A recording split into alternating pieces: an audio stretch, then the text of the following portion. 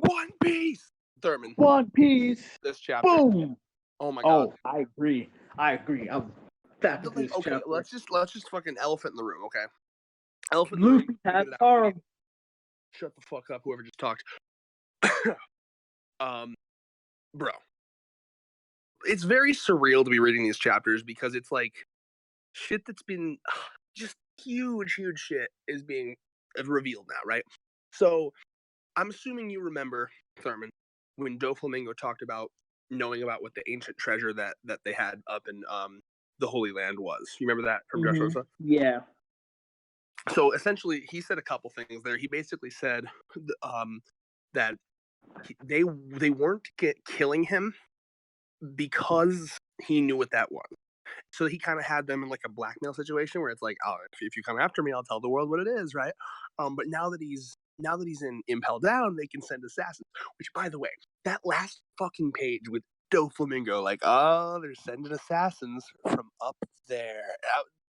That gave me fucking chills. Not even talking about the fucking giant mystical fucking straw hat. We'll get to that because that's just weird. First, just the Doflamingo scene. Literally, chills. I could envision that in like the anime, assuming that it doesn't suck in the anime. But like, just already, and plus there's like some symbolism there, right? Doflamingo lying flat on his back in level 6 of Impel Down, basically as far down as you can get in the One Piece world, and assassins are coming from the highest point of the One Piece world. It's like angels from heaven are coming to assassinate the demon. And remember, Doflamingo, his epitaph is the Sky Demon, because he would or the Joker. No, well that's one of them, but I believe he was called the Sky Demon because he would swing through the clouds with his fruit. Remember, he could like latch on the clouds with strings and shit. Yeah. But point being, not only there's a lot of symbolism in that moment because he's basically in hell. Remember, Impel Down was called hell. He is in hell, the One Piece equivalent of hell, and the One Piece equivalent of heaven, because they see themselves as gods, are sending assassins down to get him. That entire scene was fucking beautiful to me. Just how he's laying there and he's talking to Magellan. Magellan, my boy. You remember Magellan, right, Thurman? Oh yeah, this guy. I thought poison he was unbeatable. guy that was always constipated. I thought he was unbeatable, to be honest. I was just like, a lot of people still put him in like top 20 in the verse. Like he's strong. Because I literally when I found out when it was stated that Blackbeard and his crew fucked him over, kicked his ass, I was like, nah, it can't be. Was that stated? I don't remember that. Well, I saw the anime, so it may have been because it said a report. Because in fact, the opposite happened, Thurman. Magellan walked.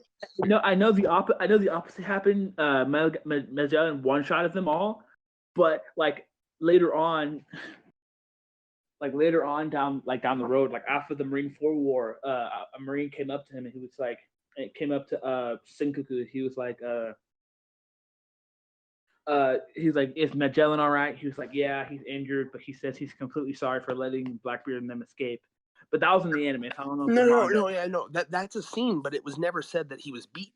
It's just that Blackbeard escaped because he was focused on Luffy. The anime made it seem like he was beaten because he said like he was injured. In the anime, it said that. I don't know if I'll try to go and find that part of the manga. It could be wrong because the anime, but Thurman blaming his lack of memory on the anime since forever. Okay. So moving on though, right? So just honestly, I got to be honest. My favorite part of this entire chapter was the Doflamingo part because he's talking to Magellan, and we both know this. Magellan has a lot of pride in his prison, you know. Mm-hmm. Magellan has a lot of pride in his prison, and he's the type of person who's.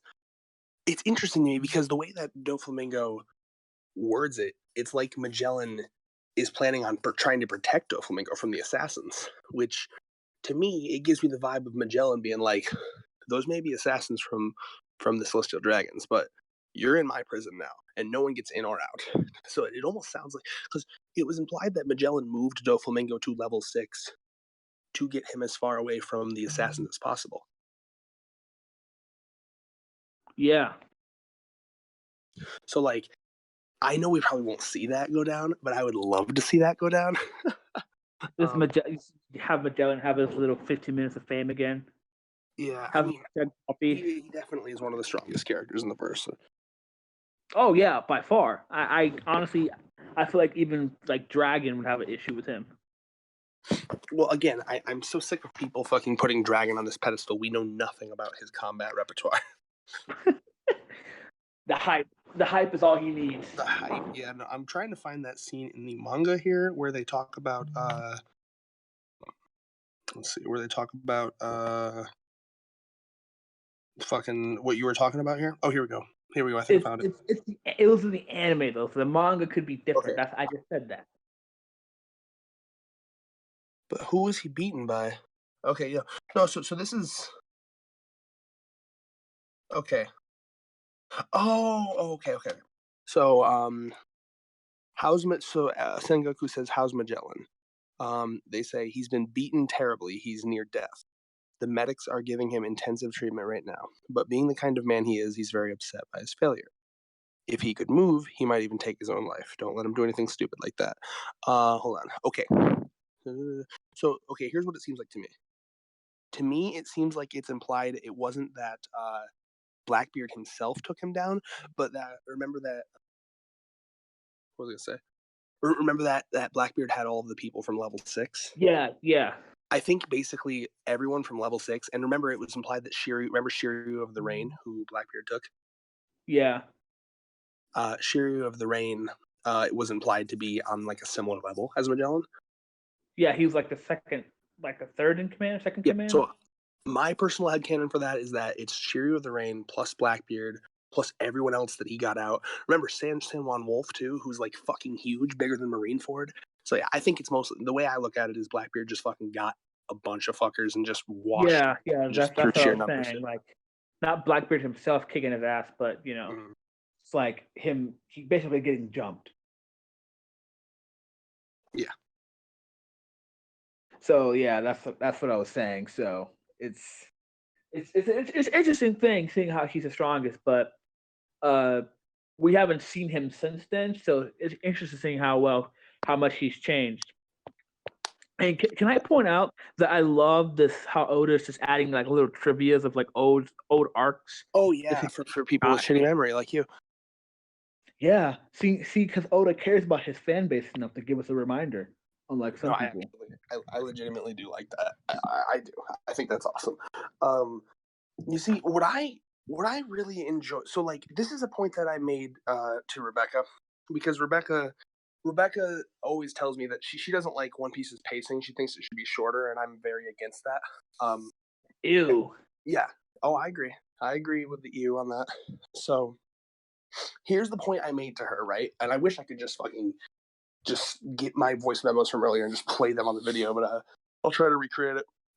So essentially, in this chapter, you have basically like many. I'm just going to list them, right? So you have the top of the red line: Rebecca, Vivi, Shirahoshi, Dalton, Kureha, Wapple, the Tantana.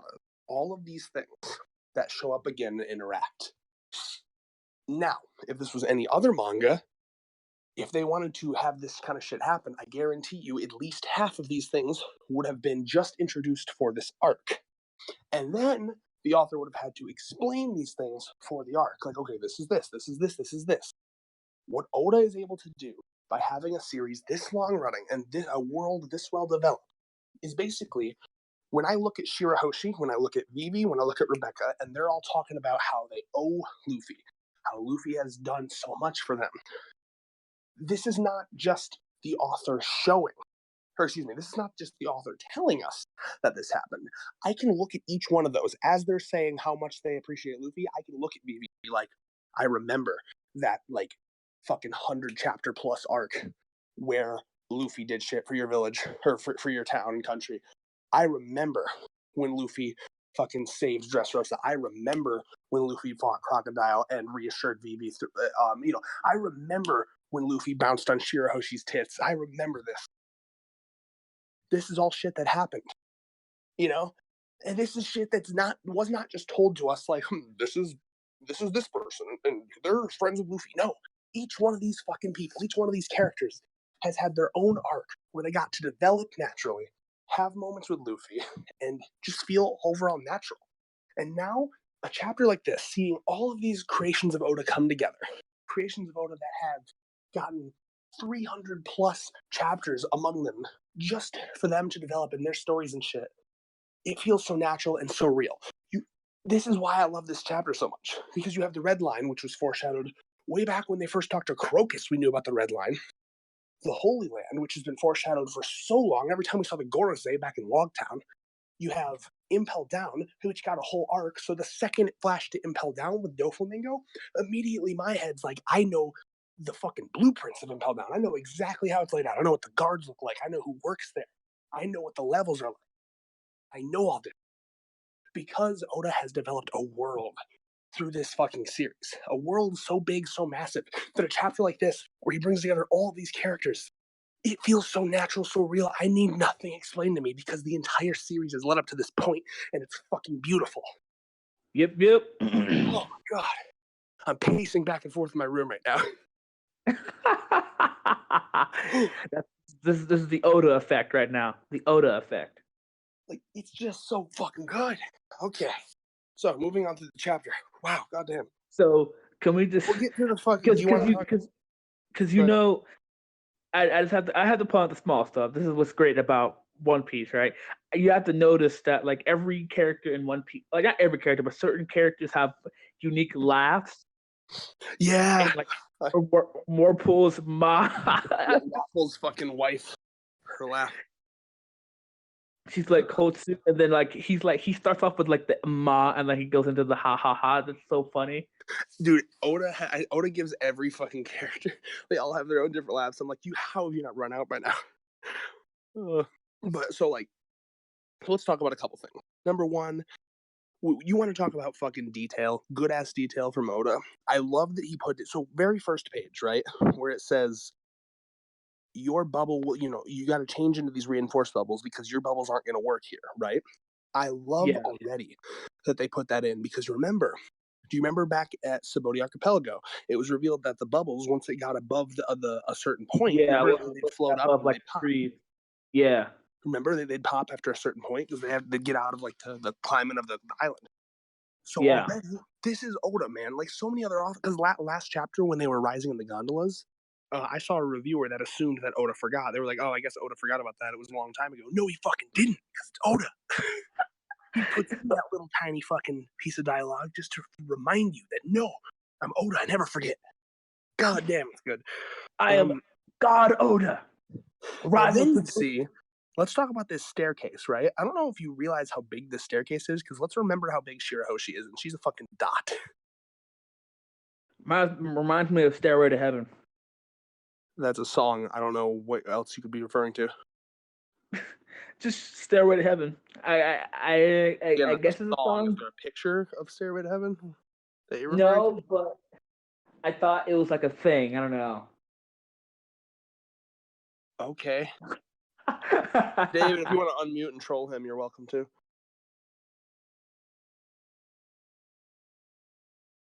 Okay, you can go back to your alcohol-filled life.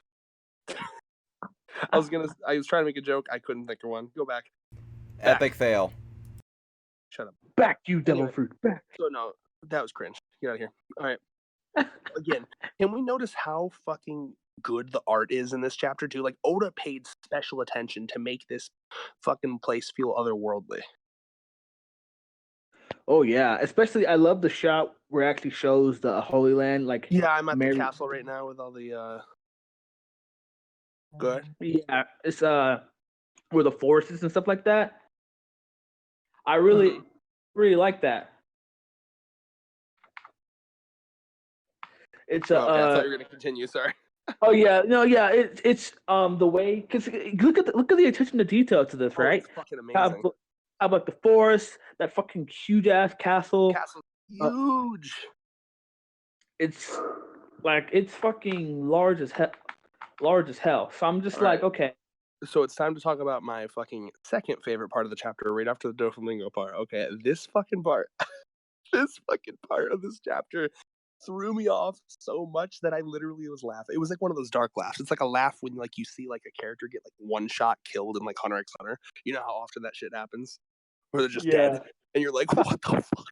Like, I love this part, right, where they're just like, wow, there's a moving floor. This is so cool, and then it just cuts to slaves pulling it, and I'm like, yo. That's so fucked. That's so I felt fucked. bad. Someone What? please save me. If not, someone kill me, bro. That is deep. Oh my god. Oda makes sure to remind us that this place isn't as holy as we think it is. Yeah, because it's like it's so true, right? Like this is a metaphor for like shit that like looks and appears nice. Like let's talk like rich people mansions, right? Like it looks so nice, but you know it only looks nice because of like the labor of like people that are getting paid pennies. You know what I mean? Yeah. Yeah, so like Amazon, like even like shit, like if you want to go into like Amazon, right? Like Amazon, like the fucking delivery drivers have to piss in bottles to get your shit to you on time. This is true. You can look this up. You know what I mean? Like, Yeah. like there's always something given up for luxury. Always the price of luxury, the price of convenience, and plus it's the fucking government, the world government, and they pretend like they're against slavery, but celestial dragons, they're fucking they get what they want, and what they want are slaves. So yeah. Now and also, and this go ahead. and this bitch is back. Look at him, Carlos. Oh yeah. Now what I did want to bring up, but before you go to that, can you go back to the slave page real quick? Yeah. So what I did want to bring up is the guy that's like giving them orders. He actually has the same outfit. Do you remember when Robin got sent? You remember where Robin got sent by Kuma? Yeah. Remember how they were building a bridge for the world government? Uh huh.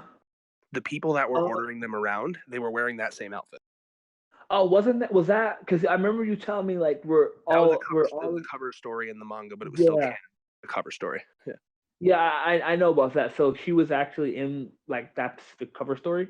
Like the anime is accurate. Everything that happened in the anime is accurate. They just added extra stuff to it, but like, yeah, it's still accurate. Is what happened in the anime. Because I remember that.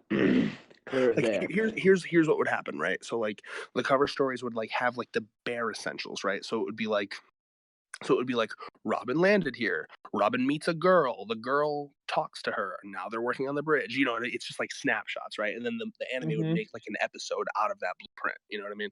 Yeah. That's yeah. But no, so like, but so someone pointed this out to me on the Reddit, right? And I find this amazing. So like the guy, the outfit that the guy ordering the slaves are wearing is the same outfit that the guys ordering the slaves to build the bridge was wearing back then. And remember, they were doing shit for the world government too. And then the Revolutionary Army came and saved them. Remember? Yeah. So what that means to me is that this is the outfit that people that work for Celestial Dragon must wear. I just think that's cool. I think it's a cool bit of continuity. Connection there, like the connection there between the two. Yeah, because remember, do you remember the it was called Tequila Wolf, and that bridge, that bridge was a world government project. That's why the Revolutionary Army came to save them. Yeah, came to fuck shit up. So yeah. Now yes, back to Charlos. Do you seeing fucking Charlos again? Do you remember Charlos? Oh, I remember he got fucking knocked out by Luffy. You got knocked the fuck out. All you Friday fans and Chris Tucker fans out there, you got knocked the fuck out. Again, punch. I need to get it up. I need to find the GIF. Here it is. Oh, I'm getting satisfying punches. Because the anime actually fucking tried with it. It was beautiful. Yeah, I don't know how it looked in the manga, but I mean, basically that, because they kind of reverted back to the manga in the anime. David, if it's not too much of a pain, do you mind live editing up a GIF that I'm sending currently? Yo. Dave, hoping that you can hear me. Yeah, his audio dips whenever he tries to send a picture, so sorry for that audio. Oh.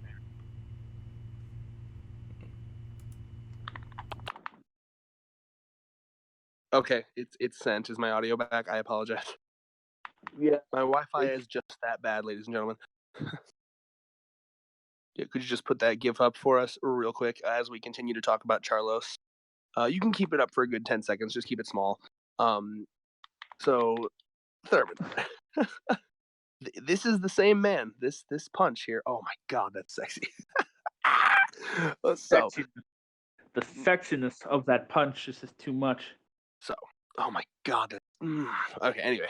But anyways, it was great to see him again because I gotta be honest, that character is part of one of the best One Piece moments of all time. Would you agree? Yeah, even though his Well, of course he's an moment was- asshole, but him receiving that punch is one of the best One Piece moments of all time. You cannot deny. Yeah, obviously. So if it wasn't for his face being a punching bag, we wouldn't have that beautiful animation moment. exactly. And it's interesting to see because remember, he was the one that was trying to buy Kami. You remember Kami the mermaid that they saved back then? Yeah, Luffy punched Charlos to save Kami because Kami was yeah. No. It was actually because he shot Hachi. He shot Hachi. Remember? Yeah. So I see. So I just want it to happen again. And well, the reason I'm bringing it up though, Luffy, can you not hear me, Thurman? You're skipping right past what I'm saying. Can you not hear me? Oh, I can. Okay. Well, anyway, what I'm saying is, it looks like he has consistent tastes because he's still like, holy shit, a fucking mermaid. Because remember, he really wanted a mermaid back with Kami, and I think he's probably wanted a mermaid since. Because mermaids are really rare to get in the slave house. You know, they don't leave Fishman Island very often. Yeah. So I think I'm interested, considering that Oda showed this here. I wonder if Charlos is going to make a move and try to get Shirahoshi, which will be fascinating. Because I want to know how they're going to do this. Because the thing with the Celestial Dragons is they can't say no to the Celestial Dragons. You know that, right? Like they cannot say no to them. That's the point. Yeah. They're treated like gods because they're the descendants of the people who founded the world government. But Shirahoshi is a princess of a kingdom that's part of the Reverie. That could start a war. Taking Shirahoshi could start a war. So it's going to be, because we've seen this in the past where the Gorosei kind of do shit for the Celestial Dragons, but there have been scenes in the past where the Gorosei, because the Gorosei are like smart. They're smart, and sometimes they begrudgingly have to do what the Celestial Dragons say. So there are scenes where the Gorosei is like, God damn it, the Celestial Dragons want this, and even though it's going to be a fucking pain in the ass, but we got to do it, you know? Yeah. So I wonder if there'll be a moment where Charlos is like, I want Shirahoshi, and then the Gorosei are like, fuck. Yeah. I mean, it's gonna be like a conflict between like finding out that Shirahoshi is Poseidon. Well, that's the other thing too, right? Like if he takes Shirahoshi and then like through that they find out it's Poseidon, and that's gonna be such a weird fucking three-way of like he wants her to fuck her. He presumably he wants her because, and then the government wants her because she's the weapon, and then the fishermen want her because she's her fucking daughter. It's like, oh my god. So basically, a war is going to happen. I wonder if a war is going to ignite over Shirahoshi. That'd be fascinating. I mean, yeah. Honestly, I wouldn't doubt it, seeing how much importance she is. I just want to figure out how he does it because you have to remember like a bit the Reverie is basically like a ticking time bomb essentially because we have so many plot points coming together and so many. Oh yeah, the fucking Revolutionary Army is there too. Like there's so much shit. So, like, my thing is, I want Charlos to say he wants Shirahoshi, and then either Garp or Sabo just give him the Luffy punch. That'd be great. Oh my god. A retread, yeah. Sabo, like brother, like grandpa. Like brother, first like of all, Garp did not go up with them, by the way. That was shown. Yeah, I know, but just Garp out of nowhere. Sabo. No. I want Sabo to fucking fire fist to punch him. Oh, fire fist him in the ass. Or I wish he still had his pipe so he could just pipe him in the face.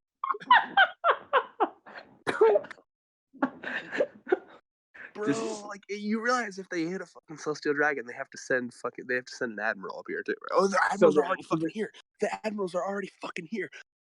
I forgot. They're already here. The admiral. That is fucking hilarious, bro. Wait a minute. Yeah, hold on. Wait a minute. If they fuck up a Celestial Dragon, then the admirals are gonna fucking be on their asses. Oh my god. Oh, there's so much. This is getting hype. This is getting my fucking hype juices are flowing right now. have been confiscated, but Right, yeah, sorry, moving on. So yeah, so it's basically it's such royalty here where everyone's got to fake it and fake fucking ha ha ha ha. Just, look at that middle it's panel there. Look at that middle panel there. Those two people right there. the Like, look at fucking that. tall, weird looking motherfuckers. Yeah. Oh my god. I stared at that for Yeah. like a minute. I was just like, that is some weird facial designs. But again, I love Oda's fucking character designs. Now let's talk about this. Actually made me like Shirahoshi a lot more. I actually like that she's really honest. Her being like, no, neither of you are my type. Right? I actually quite like that about Shirahoshi because I'm the same way. I don't. I used to fucking care, and then I was like, you know what? If I'm gonna insult someone, like I think that they'd rather hear the truth, right? You know what I mean? Yeah. So like I've actually I've kind of adopted that way of thinking lately, where I'm like I'm always gonna tell someone the truth over lying to them to spare their feelings. So I appreciate. I actually this made me like Shirahoshi more. I've never been too big of a fan of Shirahoshi as a character, but I like this moment from her, and I kind of like her brothers being like, Yeah. well, you know what this reminds me of, right? So like, do you? I know you have a bad memory, but do you remember that Vivi? We saw the Reverie from a couple of years ago. I think it was the Reverie from 8 years ago in Vivi's one of Vivi's flashbacks. Remember? Yeah. You don't, but you told me you didn't last time. But just to remind you, basically what happened in that flashback, it was to show how easily war can start at one of these. Okay, so Wapple, because he's a fucking asshole at that Reverie in that flashback, he went up and slapped like an 8-year-old Vivi in the face. Right now, Vivi as an 8-year-old, she understood how important it was to not overreact because it could cause a war. So Vivi as an 8-year-old, even though she had just gotten slapped in the face, she held it in and she didn't cry. And she was like, "That's okay, sir. I'm sorry for running into you, right?" And the the ma guy, the fucking guy that should have been dead. He had a moment where he was like, "Wow, even as an 8-year-old, she understands that if she cried after that slap, Alabasta would have declared war on Wapple's nation." You know. Mm-hmm. That's how easy war can break out at Reverie. So basically, that's what we're seeing right now. One fucking misstep, one fucking wrong thing said, boom, war. People can't take rejection much, huh? Exactly, they're fucking babies. So I need lessons from you, Thurman. It's just funny how. Oh, come on, that's funny. I didn't even hear what you said. I said they need lessons from you, Thurman. Oh yeah, they do. Take a rejection. Maybe I learn to start a war over getting rejected. Mm-hmm. You get used to it the 10th time. But it's just kind of interesting how essentially they're trying to talk to her, tell her say something differently, right? Like say like, "Oh, I would love to go on a date with you," or just "Hey, lie. Yeah, right. Like, "Oh, that's like, so nice of you to say," and then fucking run away. But it's kind of like Oda. I see this as like Oda taking shots at like the people like this, because people that are fucking fake, right? Because there's a lot of people like that out in the world. People that are like, oh, but this is like fake ass people, And I feel like this probably is how rich and wealthy and famous people are. Oh my, yeah, and it's just some of them are ugly too. And then the fucking Luffy's harem begins to assemble. Luffy, fucking Vivi and Rebecca, Vivi and Diet discount Vivi. That's Rebecca, by the way. Everyone knows. Vivi. That is hilarious. Bro, she's like shitty Vivi. All right, let's be honest. Okay, I hate Rebecca. I really do not like her character. even Rebecca, my girlfriend, is like, why? Why did the one with my name have to be such a shitty character? She's okay. I liked her. She's garbage. I just feel like people didn't like Dressrosa at all. No, dude, the arc was fine. Fucking Rebecca was garbage.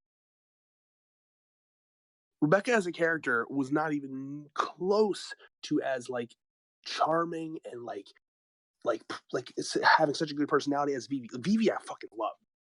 I don't know, man. Rebecca was it was nothing but like I don't mind. I like a character that can cry. Rebecca, I feel like every time she was on screen, she was crying. Oh, she's the crybaby too. You don't like crybabies. Just say that, Red. Listen. I love characters that cry. I don't like it when that's all they do. So crybabies. Well, I guess, but like Some people take that as, oh, you don't like it when a character cries. No. In fact, if anyone here's a Bleach fan, a lot of fucking testosterone-filled fucking babies, when Ichigo cried, there was a moment where Ichigo cried in Bleach, people fucking got triggered. And I was like, are you kidding me? Like, that was one of my first, that was back when I was still in high school. It was like early high school. And that was one of my first run-ins with like fucking DBZ fanboys that just want like fucking manly, girthy, meaty fucking fights. Kenshiro, Jotaro's type stuff. Yeah, they got a fucking trigger when Ichigo cried. People were calling him a crybaby. People were calling, oh, he's a loser. I'm like, dude, like, he's been fucked up. Like, keep in mind, this is an arc in Bleach where Ichigo, like, basically some dude came around with like memory altering powers and like made it so. Oh yeah, Shigoshima. Yeah. He made it so like his family fucking thought that like Ichigo was like a horrible person and shit. So like all of his family was like, Ichigo, what the fuck is wrong with you? Like, he was fucking, and then he was broken, man. And people were like, Ichigo's crying, what a baby. I'm like, what the fuck's wrong with you? But anyway, I like it. I feel like, and I really liked Rebecca's flashback with the toy soldier. I thought that was beautiful. I just think that her character was, it was just very, I don't know, man. She didn't impress me in the same way Vivi did.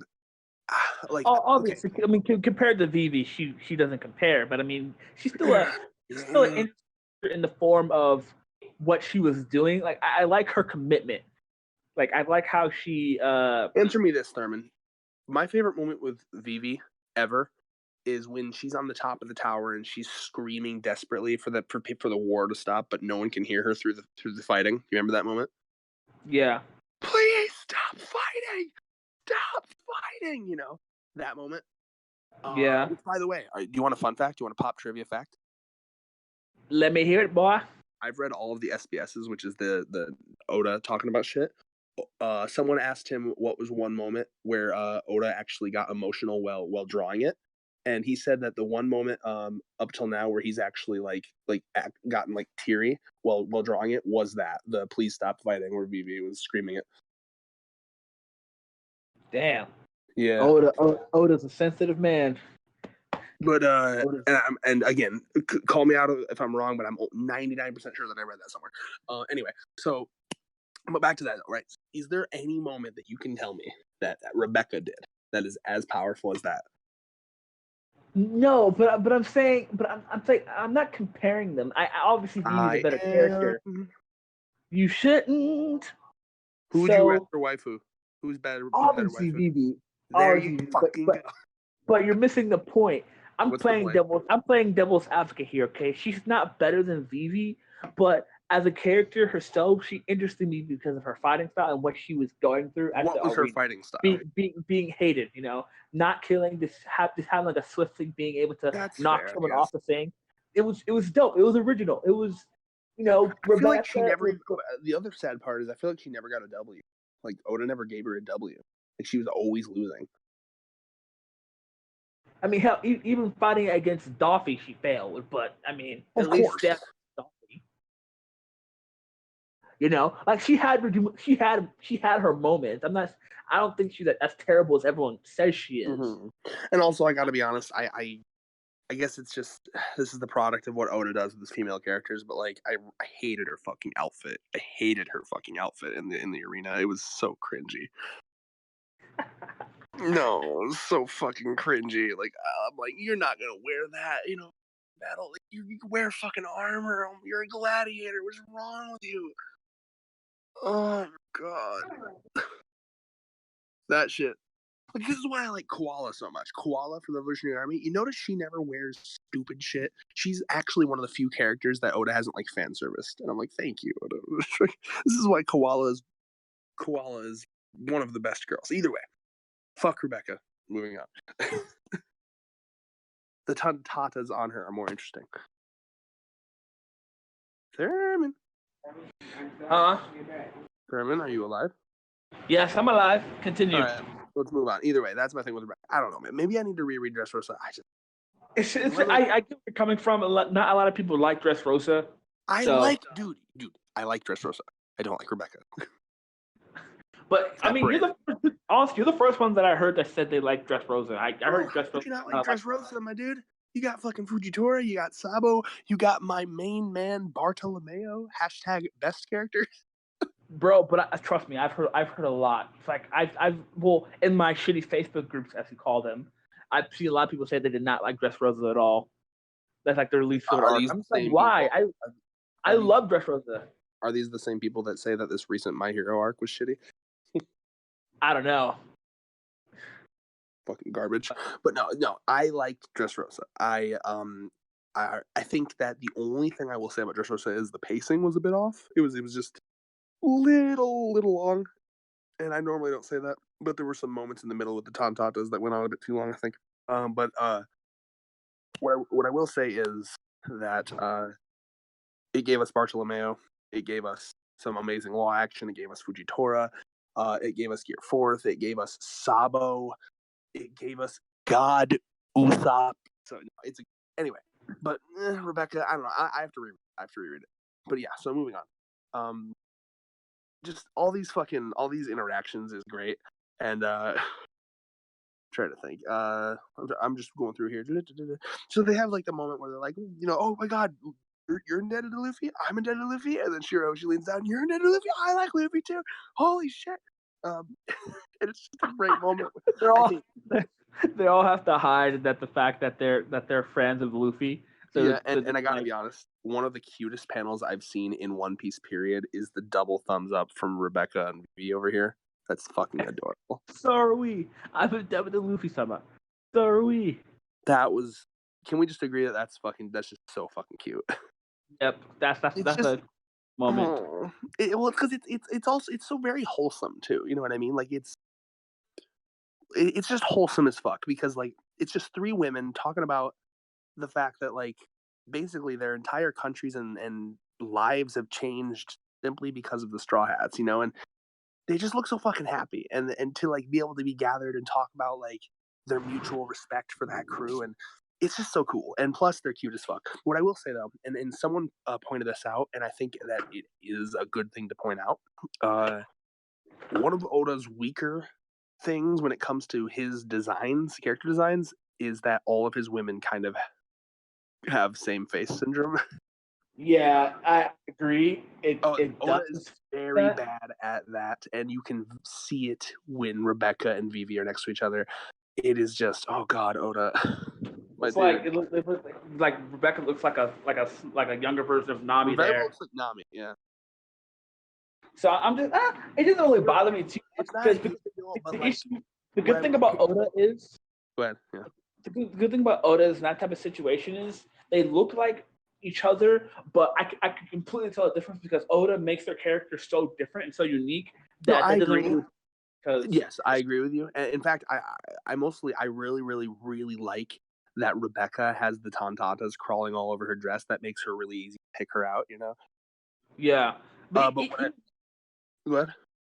Even then, like their personalities are so different. It's like I can understand. Like, no, yeah.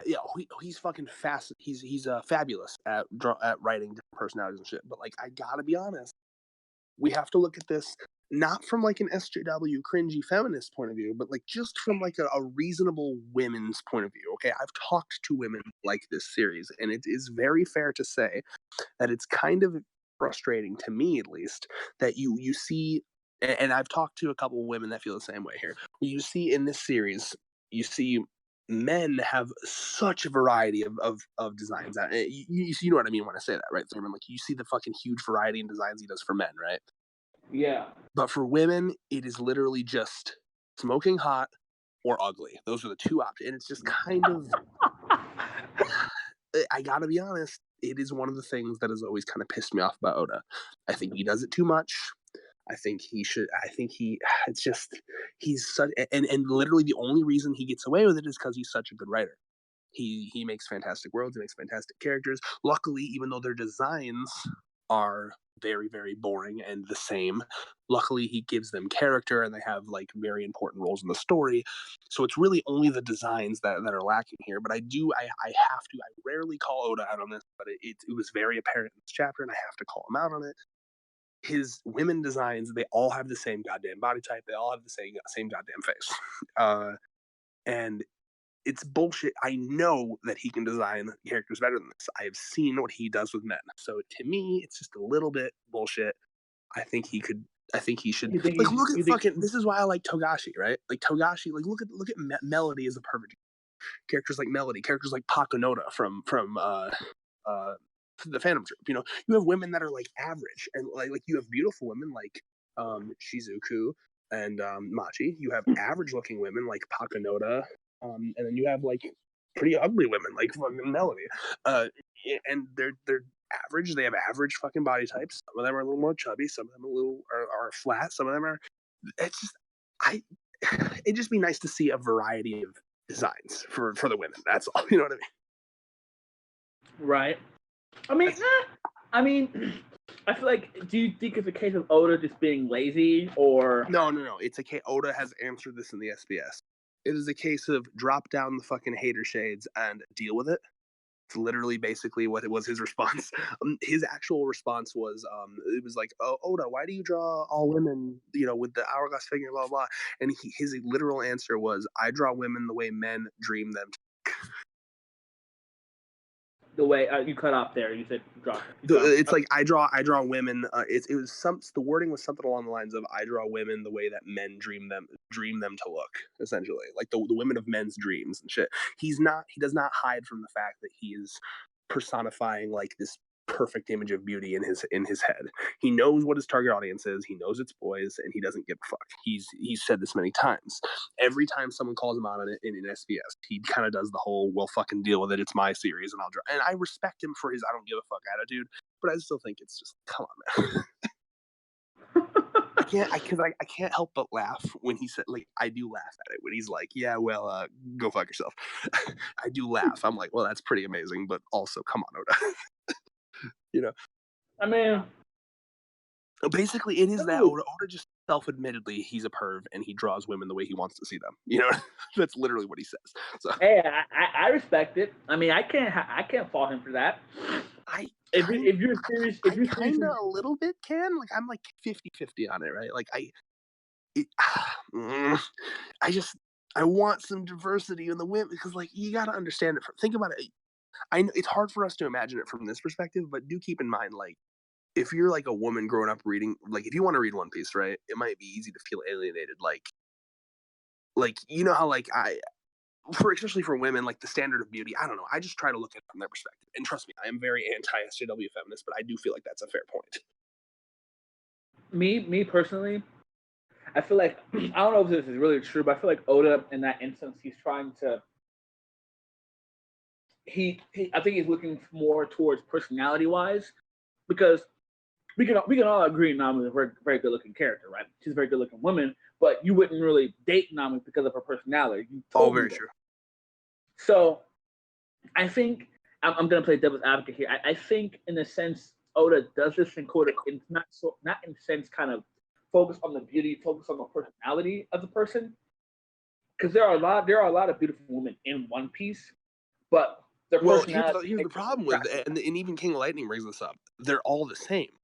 It's hard to rank hottest girl in One Piece because it is literally true that all of their body types are exactly the same. Like, you could literally take the head off of every woman in One Piece. It's all the same body type. Besides, like, the fat ones and shit, like Lola, and, you know, but like the skinny ones, it's the same exact body type. Literally, he uses the same body type. Like, I want to show you the I don't know if I ever showed you this. This is Oda talking about how he draws women in the series. Okay, I'm going to put it in the Discord group chat. And David, if you want to live edit this up, you can. If you don't feel up to it, that's fine. But look at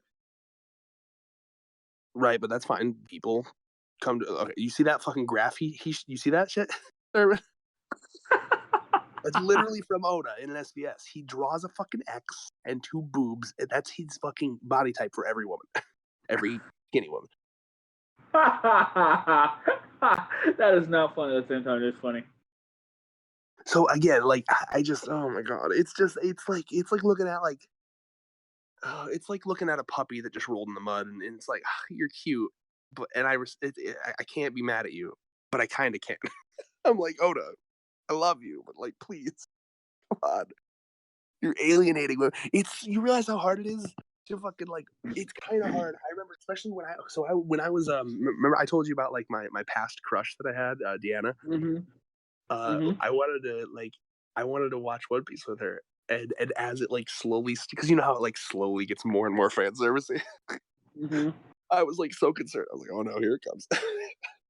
It's just like it's real awkward when you're watching it with a woman that's kind of like, yeah, I'm starting to see where this is going here. Yeah. It's just either way. I will get off the topic. I thought that was a good talk though. It was a good discussion to have. I love Oda. Final verdict on that for me. I love you, Oda. I really do. Take a page from Togashi. Draw some different looking women, please. Oh, okay, moving on. Do you have final thoughts on that one, there, Thurman? I'm up at this point. I'm just like, oh yeah, I roll with it. I It's a think fucking amazing series, so whatever. I can't complain, to be honest. I understand where you're coming from. My only really explanation I can really say is maybe Oda's trying to make us not focus on the body and the face, but the personality. Maybe I don't know. Nah. Like, without, You're reaching. I'm reaching like loopy right now, yo. Oh my god, it's barely even a complaint, honestly, for me. Like because it doesn't bother me personally. I just try to look at things from other perspectives. Obviously, I'm a straight male. I can be like, yeah, they're so hot, yeah. But like, it'd be nice just for like some other representation, body type wise. That, especially when you have moments like, I still think people have forgotten this. It's kind of fucked up. Sanji did technically attack Big Mom at the wedding. Why? Because she's fat? Does she not count as a woman? Like there are some moments where I'm like, oh god. So the people on the Reddit question that, like, is Sanji? I don't know. I'm just like, there are moments where I'm like, oh no, you're driving yourself into a corner here. Is Sanji? Is he discriminating against ugly women? Oh my god. Is that what we're doing? He might be, man. He might be. Oh god, it's like it's getting sweaty, man. I'm like, oh Oda, be careful. It's Stronger's cat, right? What now? Stronger's cat. I think that's how it's pronounced. I don't know what the fuck you're talking about. Anyway, let's move on. We're moving on. Something cat. I don't know. I'll tell you after the video. We're moving on. Schrodinger's cat. Fucking A. Yeah. Anyway, moving on. So there's some shit with Sai, but does anyone care about Sai? Anyone at all? I'll wait. I do. Hands. What? Fuck off. Get out of here. Sai's stupid and boring. He beat one of the Duffy family. I find him boring. Thurman, you're fired. I find him a boring character, and the most interesting thing about him is that he married Baby 5, who is top waifu. Anyway, moving on from Sai, because fuck him. Wapple. Yeah, Wapple. Man. What? King of Lightning, roast this man. Nah, fam. Now, let's talk about Wapple, right? So, like, first question I have is, how does a man like Wapple get an attractive babe like that? The answer is because that's all that Oda draws. No, but actually, seriously. Actually, you know what? Actually, I know why. I don't know if you remember, you know this, but it was hinted at that like he used his like munch fruit to like make like a really refined metal called Wapo metal, and now he's like rich or whatever. Mm-hmm. So he's probably. Did he use that munch fruit on something else? Wink. Oh, I bet he did. I hope you were you unmuted for that? Yeah, high five for that joke. I'm a munch. Oh my god, that's amazing. That's a shirt. What? That's a shirt. Oh, that's I'm a munch on that. I don't know how you'd make that shirt. Either way, so like first, let's talk about one. Kinderella, 100% a gold digger, right? Can we all agree? Yeah, obviously. No one's fucking Wapple. No one is fucking Wapple without a compensation. Number two is I love the awkwardness because obviously like I said in the flashback that you somehow forgot existed. Wapple basically fucking abused VV to try to start war. So they have a fucking history. Number 3, let's talk about more dudes, Dalton and Dr. Correa. Yes. This is what I've been waiting. I love Dalton's okay. Dr. Correa, though. Fucking love her. I've loved her character ever since the Drum Island arc. She was fascinating ever since. You remember the first time we see her? She's going into like heal like a sick boy. And she's like, Chopper, apply the anesthetic. And then Chopper just fucking like headbutts the kid and knocks him out. And like she was the one. Remember, her whole thing was like she's a doctor, but she was the only doctor on the island, so she fucking roughed around. They were like, "What the fuck?" And she's like, "Listen, do you want him healed or not? Because I can fucking.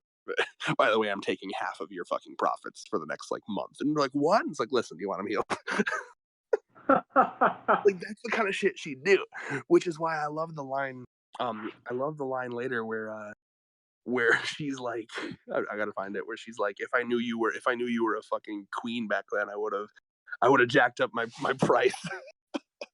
Because I don't know if you remember, it's been a while, but that they took remember when Nami got sick? Yeah. They took her to Dr. Correa, and then Vivi was also there. Yeah. Oh, it says it right here. He's like, are you happy back then? If I had known that you were a princess, I would have recalculated the price on the medical fees. Yeah, which is fucking, oh my god, I just loved seeing Dr. Correa and shit, and it was great to see Dalton use his, because remember he's got the like, I believe it's a bull devil fruit. So it was cool to see him kind of turn into it, like, I'm a king too, bitch. I ain't just your fucking vassal anymore. You are not on equal status now, bitch. That was sexy. He scores him in the last panel. I fucking love that, and it just covers up his words. Now I also love the part where it's like, do you like Luffy? And he's like, he like turns back and forth like, yeah, I do. That like reminded that he was got a crush on him or some shit. Like, yeah, I do like Luffy. Like, dude, again, the harem, and the harem is not restricted to women. Luffy's into that shit. He's freaky like that. This man, he'll fuck a bull. He'll fuck a 141-year-old lady. There's no ageism, there's no speciesism, there's no nothing in this series. That's the thing about One Piece, man. Everyone's fuckable. Except Chopper. That's the yep. Chopper is an enigma. You cannot fuck him because, and I will, for new viewers that are just tuning into this video, there's a running thing we have where just Chopper is an unfuckable thing. You want to know why? Here you go. Here's the reason why. Okay, you fuck him as a human, you're fucking a reindeer. There's no. He's just a reindeer that has human intelligence. You fuck him as a mink, you are a mink, which is an animal person who's fucking a normal reindeer. So that's still bestiality. He wants to fuck a reindeer.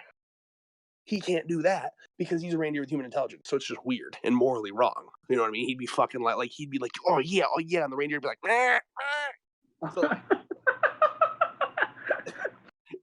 what it comes down to is Chopper's unfuckable. Period. But everyone else in One Piece, that's what's great about One Piece, man. You can have relationships between like, what was the fucking? There was a ship. I don't remember what it was, but like, it's a beautiful thing. One Piece is this beautiful fucking wonderland where everyone can fuck everyone and somehow have babies from it. Like an octopus fisherman and a fucking shark fisherman can fuck and have like a piranha somehow. It happens. Anyway, moving on. But can we talk about? Finally, let's talk. I want to talk about this black figure, right? Racist. Do you think that's Vegapunk? When I first thought this, I was like, that could be Vegapunk. That's what my mind went to. Interesting. I did not consider that. I don't. Here's why I'm going to say no on that one. Okay. Fujitora was talking in the last chapter about how he went to visit Vegapunk wherever he is. He said he didn't get a chance to see him, but to my thing is, I don't think Vegapunk would be here if Fujitora came back from going to where Vegapunk normally is. Mm-hmm. So I don't think that's Vegapunk. I don't know what it is. I don't know, but I thought it was like one of the assassins he was talking about. but I saw it said Mary Jo's. So Mm-hmm. what I thought it was, He's up and looking at the look at the last panel, right? We see the hands. I thought the little spikes was like the hair, and the spike below that was his head, and the rest was his body. I don't That's know. why. It's Maybe this is one of the most interesting endings of a chapter. Like, so like there's so many fucking things to discuss, okay? So number one, we have like a very long drawn out, especially for One Piece, completely textless. He's holding the bounty poster of Luffy and one other person, and he's walking through a corridor. Now, what's also interesting to note is that it's cold here. Do you notice it's like frozen over? Yeah. Wherever this vault is, it's frozen. And he opens it, and this is like I cannot comprehend this. It's a fucking giant straw hat. And I'm like, what? Like, I'm sorry. Like, it's not gonna be because I have more trust in Oda than this, but I gotta be honest, it comes off as like some 4Kids shit. Like, ooh, the treasure's a straw hat because Luffy's got a straw hat.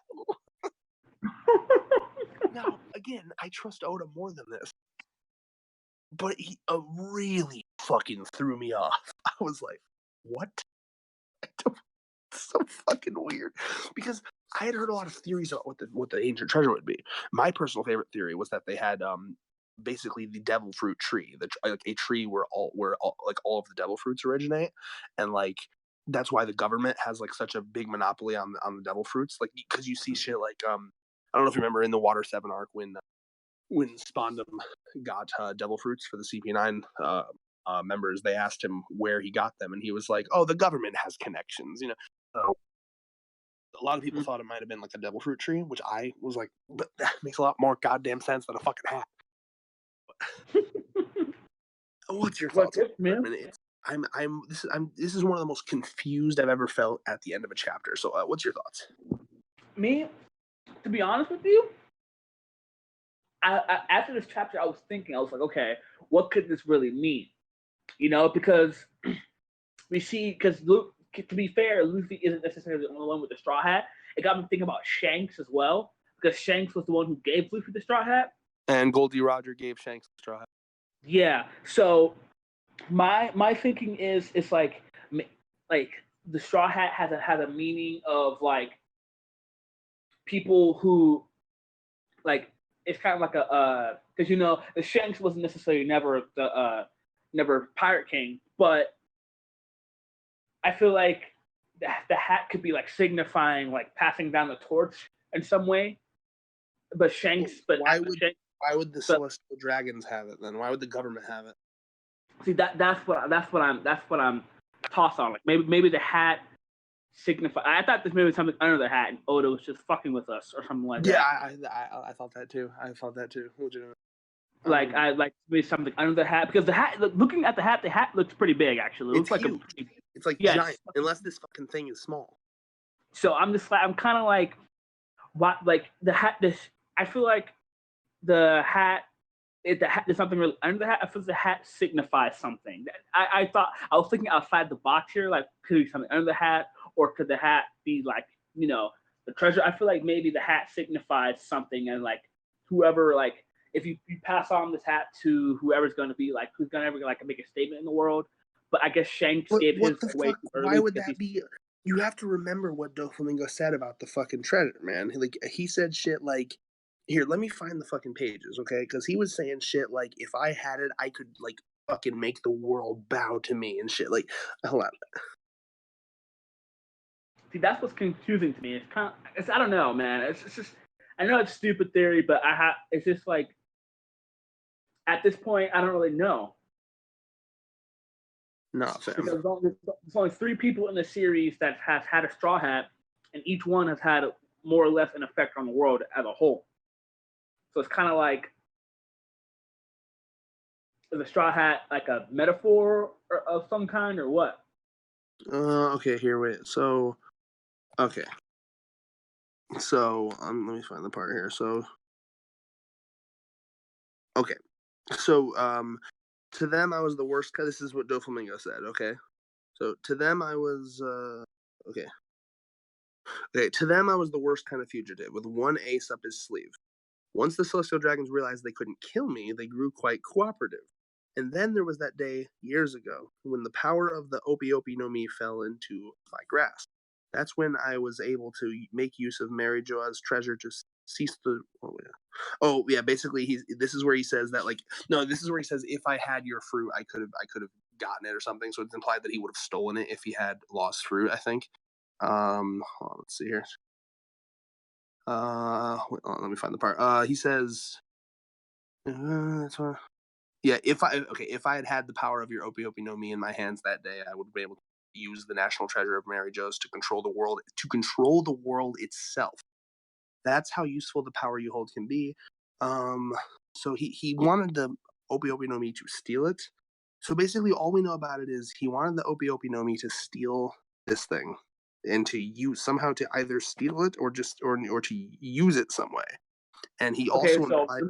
But here's the thing, right? There's two things we need to realize about this, right? Number one is the knowledge, whatever this thing is, the knowledge of it alone is dangerous, right? Because you see a flashback here where the celestial dragons are like, kill him, and then we see in this chapter they're sending assassins to him just because he knows what it is, right? So there's that. mhm. They fucking basically sucked his dick and gave him whatever he wanted just because he knew what it was. And so the knowledge alone, Doflamingo says the knowledge alone would shake the world to its core. Okay, the knowledge alone, and he implies that he could have fucking controlled the world with it. So So it's my got to be question is, something. It's got to have a power or something. so my question is, so we see not only does this guy hold Luffy's bounty, but he holds another bounty. That's interesting too. Like, why is he fucking? Why specific? Yeah.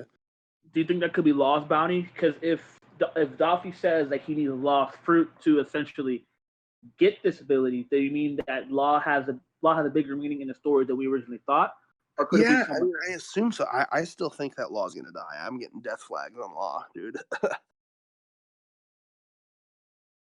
Because to me, it just seems like I don't really know what Oda's going for here when it comes to showing the Straw Hat right now.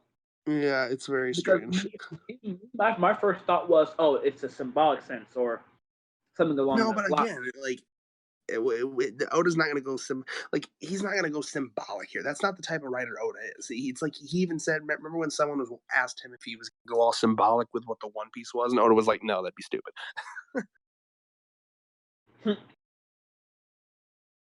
I don't know, man. I'm lost right now. Here, wait. Let me read this again. You're celestial. Yeah, you're a celestial dragon. How do you wield this power? Blah blah. It's because I know about a crucial treasure that exists within Marijoa, and the very fact of its existence would shake the world to its foundations. That's what he says. Damn, man. I'm lost. Me. Okay, fine. Let's get together. Blah blah. Yeah. Wow. Yeah. I mean, there's really. It's just I have no fucking idea. The fact that it looks like a hat is so weird to me. I don't think. I think we just have to end this video. I don't know, and I hope we find out what it is in this arc. I don't know how long Oda's gonna make us wait for this, but like I just do not know, and it's fucking weird, and I have no fucking clue what it could possibly be. And Yeah. I hope that we get more. I I really hope that we get more about this Doflamingo and the assassins shit. I know we probably won't, but like I love the idea of like just assassins coming down through Impel Down to fucking kill him. That's amazing. Like I wonder, do you think that's another thing? That's another thing. You think fucking Doflamingo's gonna die? maybe. I feel like it'd be a waste of a character if he dies. But Bro, I he's mean, had his arc, man. He's had his arc. but When is it Red, okay for him to to be die? fair, you're one of those people who's like, I want One Piece death so badly. So I mean, Okay, but why is it a waste of a character? He's had his arc. When is it not a waste? When can a character die? well, because I mean, I feel like when his importance is gone. I feel like Doffy can still essentially be important to the story, although I could be wrong.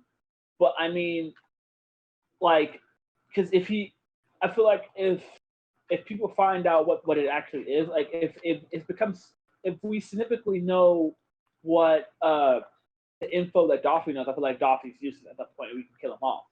But Doffy right now, his character is kind of hanging on a thread because he knows something that the reader doesn't.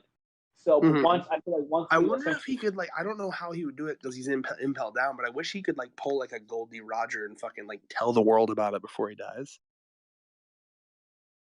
You think that's something Doffy would do? I think as a big fuck you to the Celestial Dragons, yeah. Yeah, I like one of the reasons why I like Doffy. He literally says in this chapter, should I reveal it? I might as well. There's no... I mean, if that was the case and he died because of that, I'd be totally okay with it. Yeah. I'm hoping. I don't know. It depends on because we know Magellan's a cool guy. Magellan's pretty cool. I don't know if he can tell Magellan and Magellan could pass it to the public because there's some people that work in the government that are all for the world should know about this. That's bullshit. That's secret. So I don't know. I mean, we'll have to see. But yeah, I'm gonna say let's end the video off there. We've basically already given our predictions. When it comes to predictions, I'm just gonna say, we're probably finally gonna get into the actual meetings and shit. We're gonna have some conversations at some point. Fucking Vivi's dad, he said he's gonna ask about Poneglyphs and Nico Robin. We might get some shit. I'm hoping we see Green Bull. There's a lot of shit. Maybe it's Robin who's in there. Who knows? What about Robin? Well, because the other bounty, maybe it could be Robin's. Who knows? Maybe. Honestly, I feel like at this point, my prediction for who the other bounty could be, it could be either Law or Robin. To be honest, that's the only two that I feel like would be significance to that hat right there. Although who knows? It could be anyone's. But I mean, it's a fucking weird. There's anything can happen right now, and I honestly I like that Oda did this because I love thinking about a chapter even after the fact. Mm-hmm. Oh yeah. It's fucking, it's super super weird in a good way. It's crazy to be reading these chapters. A story that's as long as One Piece to be it just feels so endgame. Now obviously we're far away from endgame, but with the introduction of Wano, with moving into this, it legitimately does feel like we're entering the final stretch. The run from third base to home, and it's going to be a 10-year. But it does feel I feel the final stretch coming, and it's just crazy. So yeah, good shit. Sorry for the extra long video, but I think it's understandable. I mean, I just saw Tekking's review is 54 minutes long, and his videos are normally. Oh yeah, this type of shit, definitely, man. So yeah, I'm just hyped. It's a great day to be alive and be a One Piece fan. Fuck yeah. Sorry for all of you who were born in the 90s and well, you're probably 30 right now. What's that do with anything? Sorry about being 30. The fuck, Thurman? I unmuted just to chastise you for that one. What the fuck? I was born in the 90s. So were you. I guarantee you were. Yeah, I was. You just said sorry for people that were born in the 90s because you're probably 30 right now. That's literally what you said. What the fuck? Yep. What a great way with some Thurman cringe right there. David's almost 30. Fuck you. So are you, ho. No, bullshit. 24. I ain't even halfway there yet. Fuck you. Just fuck you. Well, peace.